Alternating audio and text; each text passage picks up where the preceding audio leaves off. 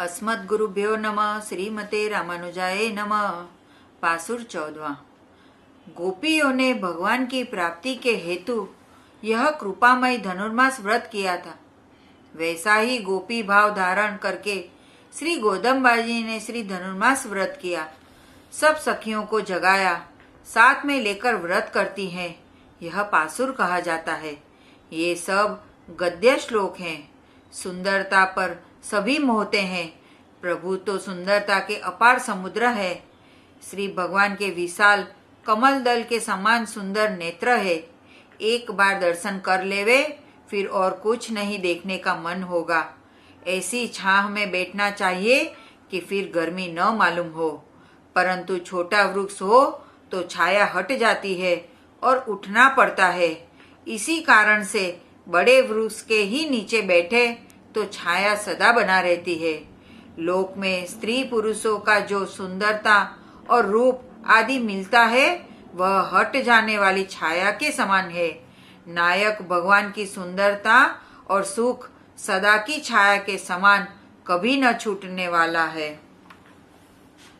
भगवान तथा भागवत जन के गुण और रूप की बड़ाई करना, उन्हीं का ध्यान करना। श्री गोदम्बाजी ने सखियों के रूप की बड़ाई की है। श्री यशोदा अम्मा के रूप की बड़ाई की है। भगवान की कृपा से ही रूप गुण आदि सभी मिलता है। भगवान ही यथार्थ आदर करना जानते हैं। भगवान की सभी बातें बहुत ही सच्ची प्रेममय होती है और जगत के लोगों में तो पालिशमय सब कुछ है। कैसा भी आदर सत्कार कोई करे, उसमें पालिश रहती ही है। भगवान तो ऐसे है कि एक सूखा पत्ता तुलसी का अर्पण प्रेम से करने पर ही सब कुछ मान लेते हैं। श्री चरण में पहुँचे, सामने जाए, बस वे अपना लेते हैं। ऐसा उनका कृपामय स्वभाव है। जिसे ये पकड़ लेते हैं, उसे फिर कभी नहीं छोड़ते। श्री गोदम्बाजी ने इसीलिए कहा था, तुम्हारी बढ़ती होगी, तुम्हारी दिव्य सुंदरता है, तुम्हारे भूषण सुंदर है। भगवान को तो शुद्ध वस्तु अर्पण करना, शुद्ध रहना, अहम छोड़ना।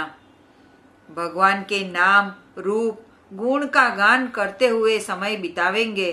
अर्थ पंचक ज्ञान कहना सुनना, सदा सेवा करना, उनकी वस्तु उनको देते हैं, सदा ऐसी ही भावना करना। उपायांतर आदि विरोधी स्वरूप छोड़ दिया तो शुद्ध हो गए। प्रभात में 4 बजे उठकर नाम स्मरण, गुरु जी का ध्यान, प्रभु का ध्यान, मंद मधुर स्वर से गान स्मरण करना।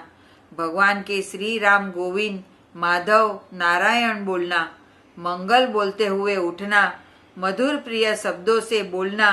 रेडियो के समान लाखों ब्रह्मांड है और प्रभु परम पद में विराज कर सबकी सुनते हैं। रेडियो में जब खराब शब्द आते हैं तब प्रिय नहीं लगते। स्टेशन की सुई मीटर बदल देते हैं। जहाँ से मधुर प्रिय शब्द आते हैं, वहीं की सुई लगा सुनते हैं। ऐसे ही भगवान भी प्रेम पूर्ण मधुर शब्दों को सुनकर प्रसन्न होते हैं। भगवान के स्पष्ट मुख्य नाम ही का गान करना, राधा कृष्ण, सीताराम, नारायण, माधव, गोविंद आदि नाम लेना असली काम बना लेना। इससे शरीर से कर लेना है। इसी से मनुष्य शरीर की सफलता है और भगवान से जरूर मिलना है। भगवान ने अनादि से हम लोगों का सब प्रकार से रक्षण किया। रजवीर्य धातु बुन से लेकर आज ऐसे समय तक हमको अच्छा मनुष्य बनाया है। यह शरीर भगवान से मिलने के लिए है। अच्छा दूध देने वाली गौ से सभी प्रेम करते हैं। वैसे ही इस शरीर का भगवत सेवा में लगना ही दूध देना है। खा पीकर भगवान के दर्शन ध्यान मिलन की इच्छा करे, उनकी सेवा में लगे तो दिन दुनी 4 चौगुनी बढ़ती होगी। श्री गोदम्बाजी सखियों से कहती हैं, उठो चलो, व्रत में शामिल हो, भगवान से मिलेंगे। जगत में लोग श्रीमान शब्द लिखते हैं, परंतु सच्चा श्रीमान तो वही है जो भगवान में लगता है।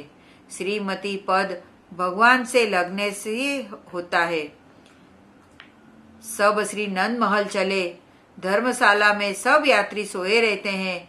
कोई सवेरे प्रभात में भजन गाता है, सुनकर अच्छे लोग उठ बैठते हैं। विचार करिए, अनादि से सब संकटों से प्रभु ने बचाया, जठराग्नि से बचाया। उस प्रभु को ही याद करो, क्योंकि यह संसार स्वप्नवत है, निकल जाने वाला है।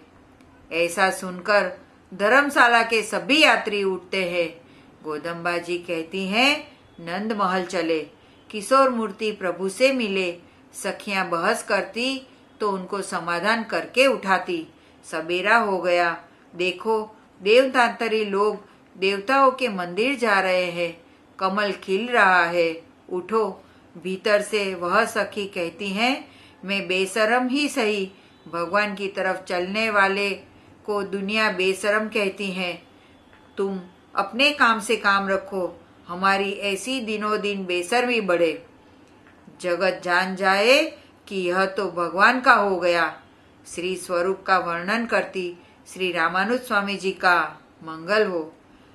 सदा के लिए धनी पति बनाना है, प्रभु पति होवे, मिल जावे, यही ध्यान रहे। गोदम्बा जी आगे और सखी को जगाने चली।